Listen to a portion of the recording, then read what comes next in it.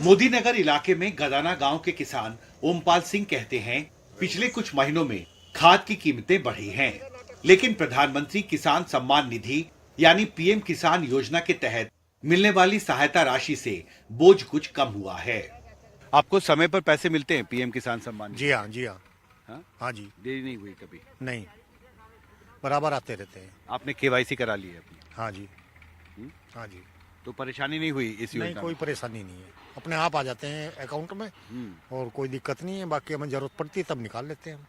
जरूरत निकालते हैं। हाँ जी। पर आपके जैसे जो किसान हैं उनके जीवन पर क्या असर पड़ा है, ये जो सपोर्ट जो मिलता है, फाइनेंशियल सपोर्ट? इससे लोगों को हेल्प मिलती है जी, बीज में, खाद में, टाइम पे अपना उनकी फसल बो जाती है, टाइम पे अपना खाद लग जाता है उनका, तो उनको बड़ा अच्छा मतलब प्रोग्रेस हुई है उनकी भी। नए किसानों को जोड़ा गया है इस योजना में आपके गांव में? जी। हाँ? जी। तो अभी भी किसान आवेदन कर रहे हैं इस योजना में? हाँ जी। हाँ? हाँ जी। जैसे किसी का फॉर्म रिजेक्ट हो गया पहले तो नया दस्तावेज लगाया, हाँ जी, आवेदन की प्रक्रिया चलती रहती है? जी जी जी जी जी। अपने पिछले बजट भाषण में वित्त मंत्री निर्मला सीतारमण ने रीचिंग द लास्ट माइल को बजट की 7 प्राथमिकताओं में शामिल किया था। इसके तहत मौजूदा साल के दौरान अलग अलग सरकारी योजनाओं में डायरेक्ट बेनिफिट ट्रांसफर व्यवस्था के जरिए लाभ पहुंचाने की प्रक्रिया का विस्तार हुआ है। वित्त मंत्रालय की तरफ से जारी ताजा आंकड़ों के मुताबिक केंद्र और राज्य सरकारों की कुल 1016 योजनाओं का लाभ करोड़ों लाभार्थियों तक डीबीटी के जरिए पहुंचाया जा रहा है। 30 नवंबर 2023 तक करीब 2,14,000 करोड़ रुपए 167.94 करोड़ ट्रांजैक्शंस के जरिए पहुंचाए गए। देश में पिछले साल सितंबर के आखिर तक कुल 104.02 करोड़ से ज्यादा लाभार्थियों का रजिस्ट्रेशन अलग अलग डीबीटी योजनाओं के तहत पूरा हो चुका है। दरअसल डायरेक्ट बेनिफिट ट्रांसफर की वजह से सरकारी योजनाओं के लाभार्थियों की पहचान आसान हुई है और बिचौलियों का असर खत्म हो गया है। जिस दिन से शुरुआत हुई है उसी दिन से लगातार मिल रहा है। लगातार हाँ, बीच में एक आध दफे अगर दिक्कत हुई है तो वो कहीं केवाईसी में कमी रह गई या कहीं कागजों में कमी रहेगी। जैसे ज्वाइंट अकाउंट खुले हुए हैं और ज्वाइंट अकाउंट में पहला नाम जो जिसे मिलनी है सम्मान निधि उसका नाम नहीं है, तो उसमें दिक्कत आई थी। लेकिन जब दोबारा केवाईसी कराई है तो पिछली रुकी हुई तमाम किस्तें एक साथ आ गई इकट्ठी, 3-3, 4-4। ऐसे किसान बहुत हैं जिनकी मान लिया उनके माँ बाप पिताजी एक्सपायर हो गए, जिसके नाम जमीन है वो एक्सपायर हो गया। बाद में एक की जगह 3 मेंबर जुड़काए या 2 मेंबर जुड़े, 2 लड़के हैं, किसी के 3 हैं, तो उन्हें फिर 3 की किस्त बंधी है।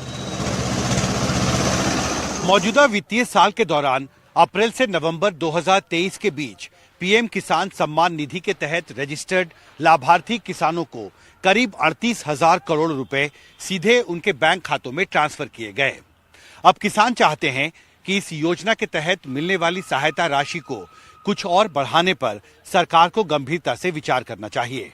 खाद दवाई जो भी हम अपनी फसल में लगा रहे हैं वो इतनी महंगी हो रही हैं, तो उसके हिसाब से तो बहुत कम है। वैसे कमी है वो जो दे रहे हैं। लागत इतनी आ रही है कि उसमें हमें कुछ एक हिसाब जो पूरा हिसाब लगाया जाए फसल का, तो उसमें हमें बस लाम पेट बराबर ही पड़ रही है। आपके जरूरत के हिसाब से कितना और हो जाए तो सहूलियत होगी? 1,000 रुपये और बढ़ जाने चाहिए कम से कम जी। साल के। तो 9,000 रुपए मिलेंगे तो उससे राहत होगी? राहत होगी जी। जो भी मतलब कुछ लोग ऐसे हैं जिनको टाइम पे उनके पास में पैसा नहीं होता और वो फसल बोने के चक्कर में रहते, तो इमरजेंसी में अपना निकाला और अपना फसल और खाद का अपना काम चला लिया उन्होंने। डायरेक्ट बेनिफिट ट्रांसफर व्यवस्था के तहत जो लाभार्थी मानकों पर खरे नहीं उतरते उन्हें सरकारी योजनाओं के दायरे से बाहर कर दिया जाता है। मोदी नगर के संदीप दहिया इसके एक उदाहरण हैं। पीएम किसान योजना जो 2,000 रुपए की किस्त थी, ये 2020 में स्टार्टिंग हुई थी इनकी बीजेपी की।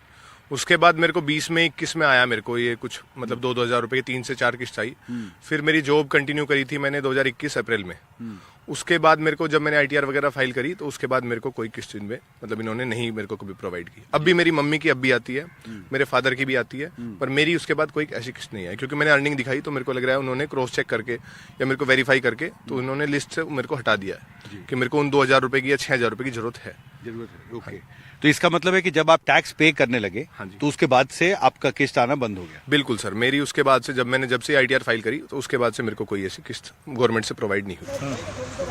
जाहिर है डायरेक्ट बेनिफिट ट्रांसफर व्यवस्था के विस्तार से सरकारी योजनाओं पर अमल बेहतर हुआ है और पारदर्शी भी।